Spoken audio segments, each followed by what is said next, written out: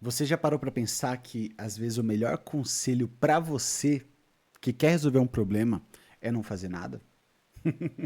É isso aí que esse vídeo vai falar. Aqui o nome do vídeo é Tédio, o segredo dos gênios para aprender qualquer coisa. E esse é o vídeo do Tenais, um canal que eu não conheço, mas vou conhecer agora reagindo pela primeira vez. Então, sem mais delongas, já tô dando like no vídeo, já tô me inscrevendo no canal. Esse vídeo vai estar na descrição junto com o canal do cara e vamos ver se esse vídeo é interessante mesmo. Bora. Não faça nada. Eu Hum, sei, parece o pior conselho que alguém poderia te dar num mundo que te cobra produtividade 24 horas por dia. A ok. gente aprendeu que para ser bom em algo, precisamos ralar, precisamos dedicar um bom tempo de estudo intenso.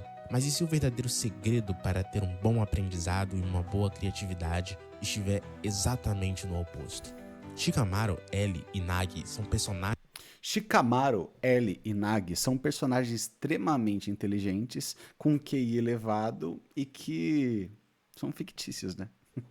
Não, brincadeira à parte, eu acho que. Eu vou dar um spoiler. Tudo que a gente escreve, eu faço roteiros de análise e a gente sempre tem um gancho principal para a gente vender um assunto ou uma tese. E essa tese ele está provando que o tédio é importante, mas eu tenho certeza que ele vai falar nesse vídeo que o tédio não é a única coisa para você ter um desenvolvimento acima da média, tá ligado?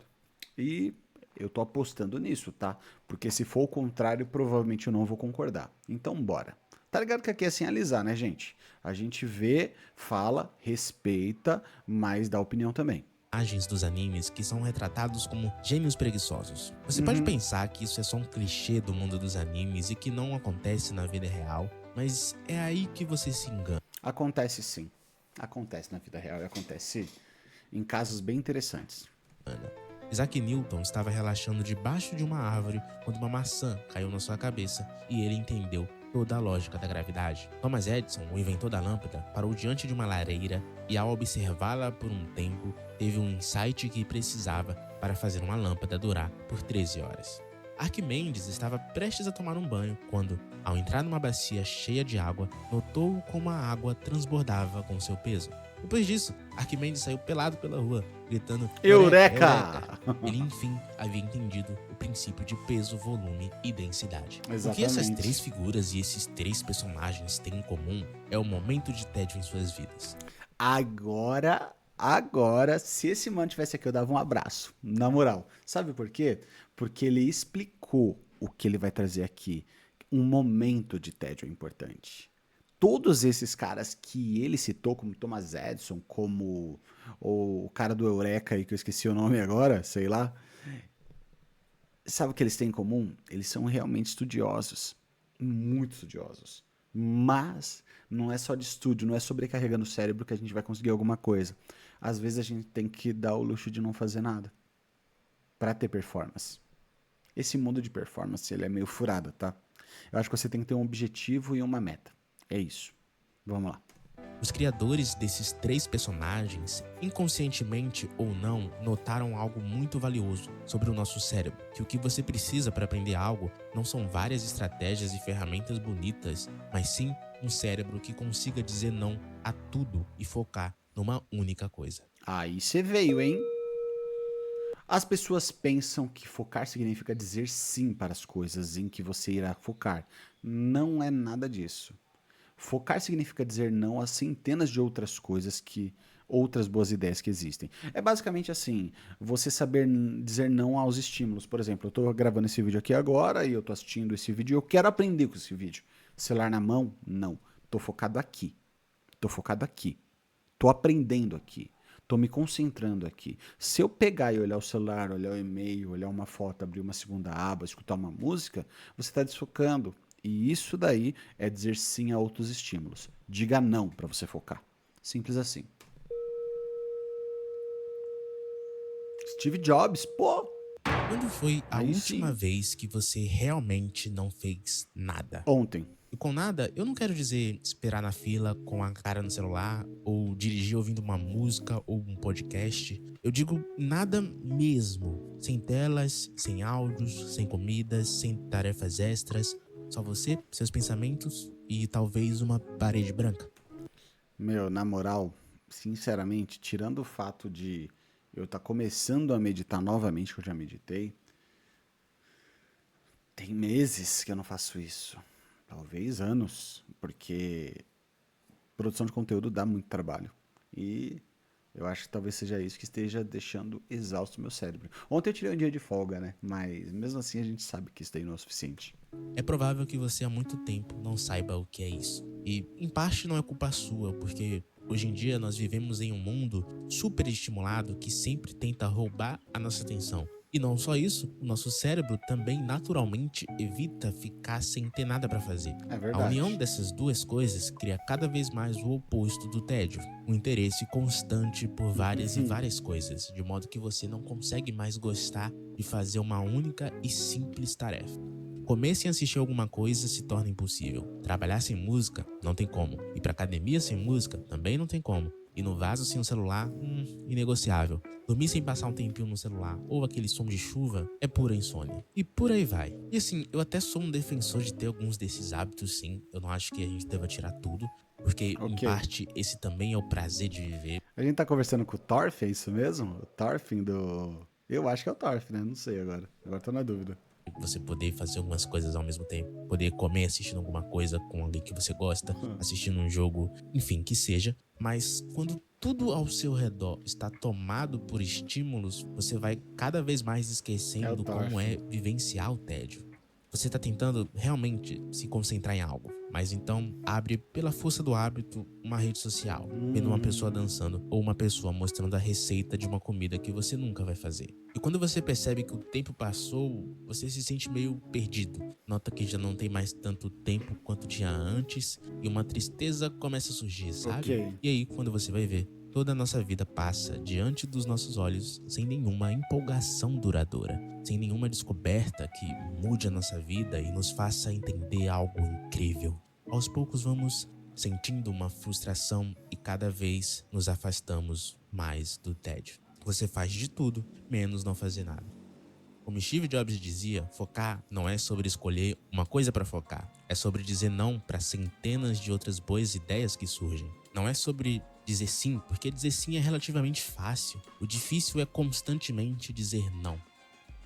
Tudo isso tem muita base na Verdade. neurociência. O nosso cérebro, quando é bombardeado por esses estímulos constantes, reage de uma maneira muito específica que encontramos no livro Nação Dopamina.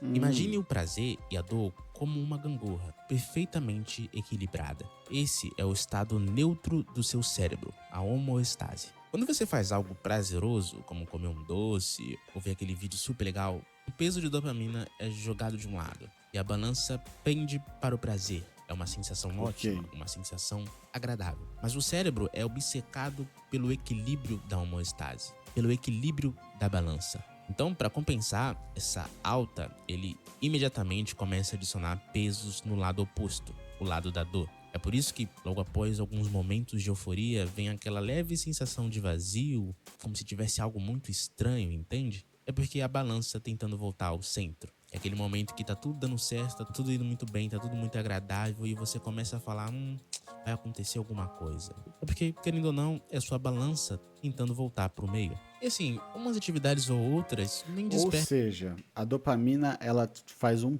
pico de alegria, de energia, de satisfação. Mas a volta do pico para o estado neutro, já para o nosso cérebro, é uma sensação de tipo efeito oposto da dopamina. Caraca, interessante, hein? Essa sensação. Porque a vida é uma constante luta de ter bons momentos e momentos ruins mesmo. Sim, Então acaba verdade. que você não sente tanto quando tá no equilíbrio. A questão é que quando você coloca muito peso de dopamina na balança, sem parar, o cérebro, de tanto ter que fazer força pra botar no equilíbrio, porque você tá botando muito peso na esquerda, então agora ele vai ter que botar muita força na direita. Depois de passar tantas vezes por esse processo, o seu cérebro começa a ficar esperto. Aí ele pensa, não, já sei que vai vir uma tonelada de prazer o tempo todo hoje, então eu vou adiantar o meu trabalho e vou deixar o lado da dor com muito mais peso, por Isso é padrão, depressão, para que a gente talvez? consiga o equilíbrio. Mas no dia a dia, nem sempre a gente consegue ter uma tonelada de prazer.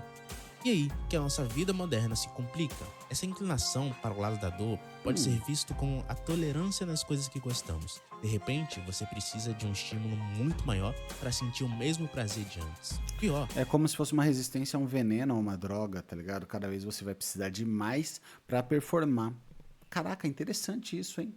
Bem interessante, na verdade. as coisas mais simples, que antes eram até legais, uma caminhada silenciosa, uma conversa sem distrações, agora essas coisas se tornam chatas, quase dolorosas. E por quê? Porque a sua balança já começa o dia pendendo para o lado da dor.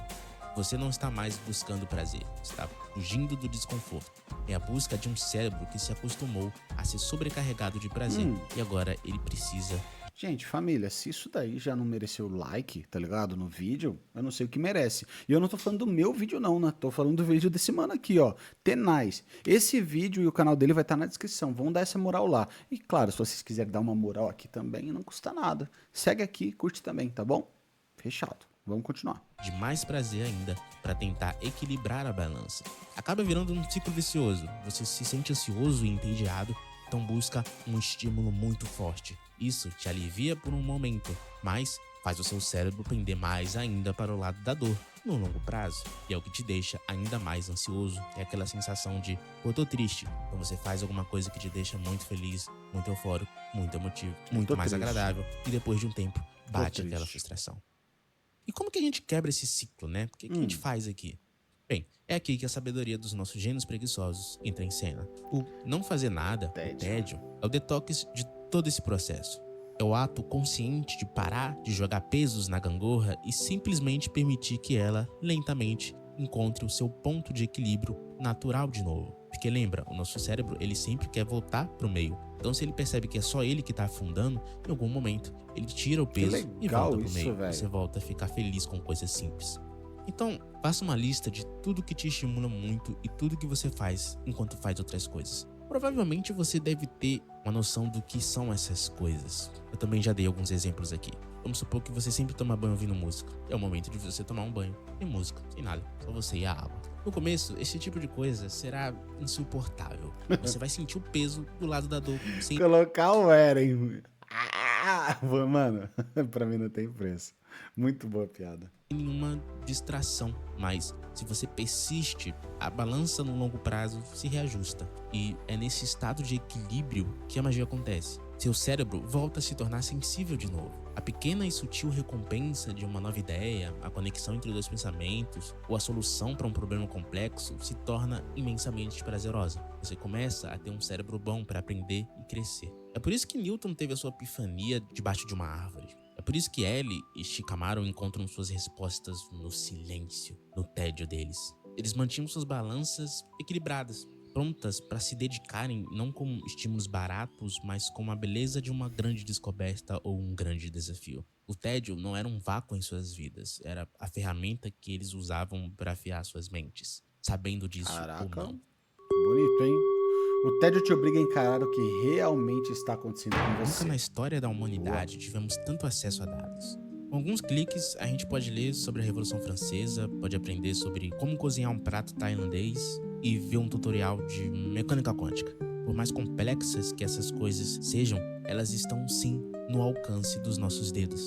A gente tá à disposição, então, tipo, hoje em dia você não se pergunta, o que será que significava aquela expressão, tá ligado? Tipo assim, o que é andar chato de galocha, por exemplo. Chato de galocha. O que é chato de galocha? O que é um bife a cavalo? Por que veio o bife a cavalo? Você pega o celular, dá um Google e você tem a resposta. Ou seja, você não se questiona, você não fica com dúvida. E todo esse questionamento, por mais rápido que pareça, tira você do foco. Porque você vai pegar o celular e você vai pesquisar. Isso acontece muito comigo, mas muito comigo. Na verdade, eu não tô isento de nada disso, tá? Isento de nada disso. Nós passamos o dia inteiro coletando, salvando posts, adicionando vídeos à lista de assistir mais tarde, abrindo dezenas de abas no navegador, WhatsApp, YouTube, Google para uma pesquisa e por aí vai. Nossa mente se tornou um depósito gigantesco, abarrotado de informações, entretenimentos e tutoriais. Uma vez que você diminua isso, voltará a sentir o tédio e o seu foco aumentará, trazendo também uma satisfação com coisas simples.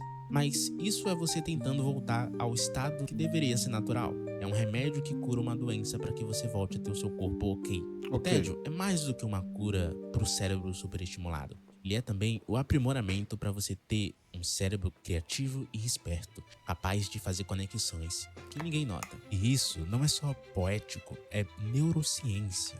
O que acontece no nosso cérebro durante o tédio revela o quanto ele pode ser poderoso quando analisamos as nossas redes neurais. A rede de modo padrão, a rede de saliência e a rede de controle executivo. Na rede de controle executivo, estamos executando atividades do dia a dia. É você calçando um tênis, escovando os dentes, ligando o interruptor mesmo quando falta energia. Coisas assim. A rede de saliência é o seu cérebro pensando nas consequências das suas ações. E já na rede de modo padrão, estamos mais reflexivos, pensando mais para dentro, pro passado e pro futuro, desligado do presente.